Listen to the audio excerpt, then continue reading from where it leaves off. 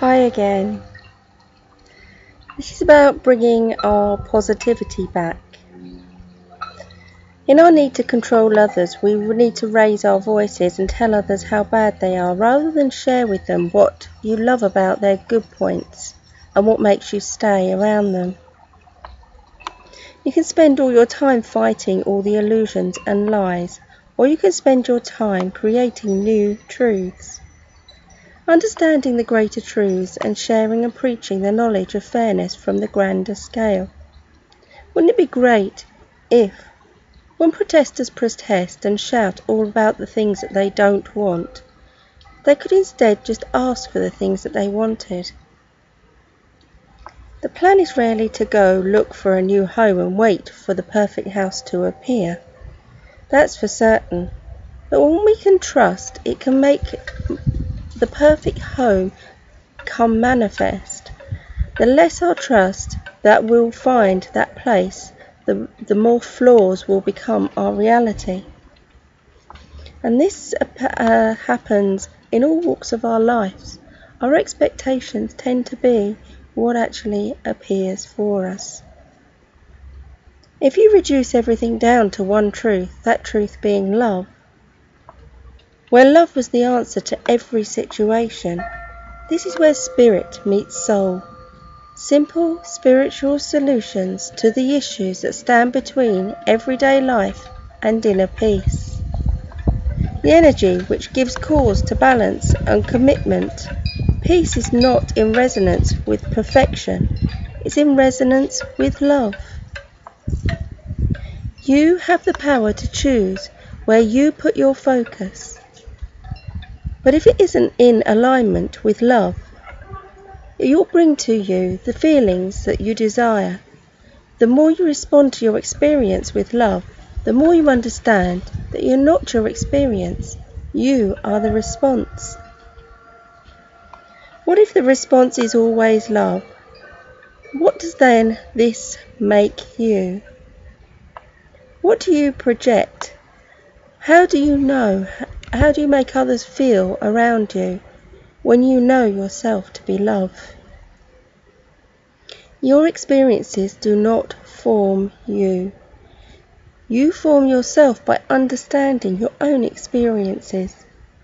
As I focus away from the negative past, I move towards love and joy more and more. And I can know myself as love more and more. To be the infinite truth of all that is.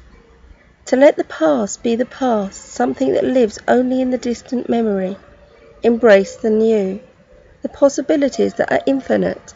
And as you know this infinity to be truth, you come to know the you that is eternal. Sometimes passion can confuse the intention. When you're very connected to an issue and consequently perhaps more emotionally invested in that situation than others might be, it's not always easy for people to understand how passionate such an issue can make you feel. And this kind of feelings are what you can project. Feelings are powerful, and passion is a power. As energy is projected, it feels uncomfortable. It causes people to run. If we could utilize this energy for the greater good of all, no passion that is unconditional love could ever be harmful. Only conditions placed upon love hurts, and this isn't passionate love. It isn't love at all. The greatest success is rising above what life tells us. As society is already always in a position of judging others. Instead of being truly who we are, we become what other people would like us to be, or even sometimes what we think others would like us to be, and sometimes we even get that wrong too. This beyond all else, though, when we find the space of being our true selves, is unconditional love, because we're loving ourselves enough to give the whole of ourselves to the world. Conditional love keeps forgetting self. We just need to remember that we are forgetting and begin loving ourselves and forgiving ourselves as we'd forgive those that we truly love. The one that deserves this kind of love most of all is most certainly ourselves. You deserve your own true and unconditional love, to be exactly who you are, to be in your true nature, to resonate with everything that's around you. This is what it means to be in the presence of God. Even those that don't believe in God and see God as a religious thing, they still have within them this divine life, divine spark, whether they believe it or not. And if we wish to change the reality in which we live, we have to first let go of all of these feelings of needing to be right and wrong, or being controlled, or being a part of something and that is outside of where everybody else is at the time. So we just have to visualize having our hands full of items and trying to pick up everything else. We're more likely that we will end up having to drop something in order to pick something else up. And that's the same when we're recreating a reality. We have to sometimes just let go of everything and be able to just reap up everything, set this one aside to the degree that we create enough empty space for something new. Most people are too hard on themselves, chastising themselves because they can't do everything at one go. Their expectations on themselves are far too hard, because a lot of people have expectations on them, or they feel that they do. We're not always right in how we believe other people are thinking. And often, because people haven't made as much progress or change as they'd like to have done, the frustration becomes an energy block to the progress we want to make. If we're frustrated, we're fighting the flow. When we're feeling more confident, we're then in the flow. So when we're in the flow, we're in the energy of accepting unconditional love, accepting ourselves and the God light, and where it is our soul wants to take us, without question or fear.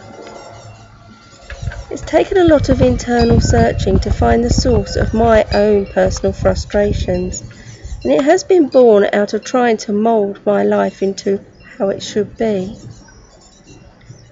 So who really formed these shoulds in society? Peers and well-meaning relatives and friends, and most importantly, our own perception of how things should be. On planet Earth, everybody is deciding things based on how other people are perceiving it, and really about how they really want it to be, and really creating that for themselves. People are rarely finding themselves in a place where they understand that they personally need some healing from past angers and past hurts which they carry and project everywhere. Sometimes we have to be harsh to people, and that's loving them too, to tell somebody you're not actually being the greatest person that you can be. You're not actually being the true you. You're not loving yourself enough. The anger, the frustration, if we're giving that out, that's how people are perceiving us to be, this angry person. We can't understand it, why somebody looks at us and sees us as this very angry person, yet, if we're giving it out, then we're the ones that's projecting, we're the ones giving. So we have to actually take on board that we are sometimes the problem, and that problem needs to be healed within ourselves. When we make ourselves wrong, we create distrust of self, and that again is something that we have to avoid. It is okay to be wrong, and we have to be allowing as well that, when it's okay, it's perfectly fine. Think about it. If you have any distrust of yourself, you're really going to think and create in a reality that is all about distrust. So we're going to continue to allow society to do this for us. What it boils down to mostly is the issue of self-empowerment. We can't become self-empowered if we don't have total trust in ourselves. Now think about how much trust is going to take to believe that the instincts we feel deep within are the way things should be versus the way the entire planet tells us that it should be. It's time to stop preconceiving self in order to discover our own truth, in order to learn to trust the deep and infinite truths of yourself. Past deep-rooted issues need to be broken down, released and replaced. Can we conceive of the level of trust it takes to allow everything we know or think we know to be torn away and replaced by a greater truth? A truth that cannot be seen or touched, but instead is visible and questioned. Can we find the strength within us to stand strong in an entire reality that tells us that our goal is impossible, that our beliefs are totally unreal? That's what I feel we're being called to do.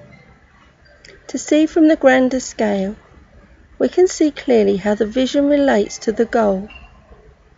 If we're going to stand strong, we're going to have to trust in ourselves. Know that where we're supposed to be, who we're supposed to be, and whatever happens to us, it's meant to happen. We can weather the storms, strong storms in the face of all chaos. And no matter what, we have to remember that this is a temporary reality that we're living in on Earth. No matter what happens here, our soul will have gained from the experience. Now I'm giving this out today to all of my friends, and I'd like to tell everybody something which is quite important as well. Today I got the results of an MRI scan, and I'm told that I've got to see a neurologist as well, but it is very clear that I have these lesions on my scan which shows that I have multiple sclerosis. Now I know that the outcome of that means that the outlook is going to be quite bleak, and I'm going to have a lot of challenges to overcome. But I wanted to share that, and also share this, how I feel about it, when I say that even though when these things happen, they happen for the greater reason. We become the teacher when we accept what's happening with grace and manage it as best we can. I've had a lot of things that have happened and a lot of things I've had to fight, and I won't stop fighting. But I'm a human being, and sometimes I probably won't always be the best me I can be. Just wanted to share that with you all and send healing love out to everybody. Let's all face our challenges together with love and with unconditional acceptance. I love you all. Bye for now.